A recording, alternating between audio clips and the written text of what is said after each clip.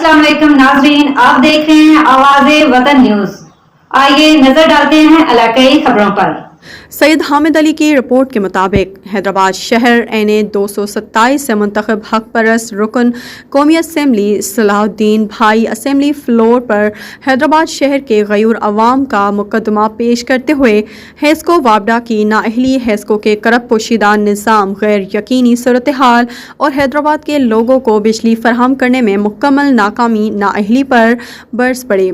शहर के गयूर अवाम का मुकदमा ऐवान बाला में बेहतरीन अंदाज में अपना मौक़िफ़ पेश किया, जल्द अज जल्द हेस्को वापडा को अपना किबला दुरुस्त करने पर जोर दिया और आखिर में हक परस्त अराकीन कौमी असम्बली ने वफाकी वज़ीर बिजली के रवैये के खिलाफ एहतजाजन वॉकआउट किया।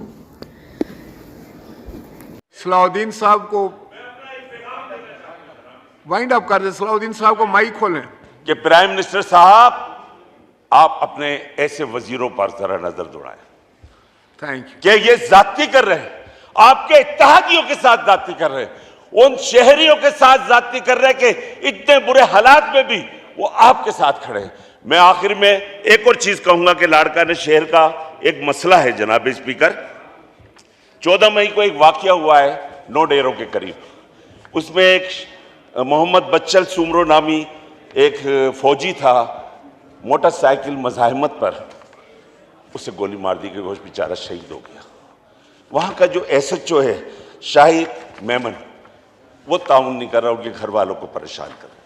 आप यहाँ से IG सिंध को हिदायत करें कि वो इसका नोटिस लें और जो भी शहीद के लवाकिन हैं उनकी जो मदद हो सकती है वो मदद करें। जनाब speaker. Thank you sir. Point of order पे आप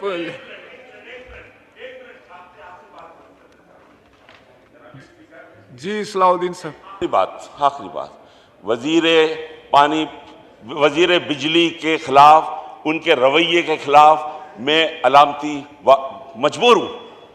अच्छा नहीं लगता है कि हुकूमत में बैठने के बावजूद मैं ये बात कहने पर मजबूर हूं कि वजीर बिजली के रवैये के खिलाफ मैं अपने साथियों के साथ अलामती वॉकआउट करता हूं।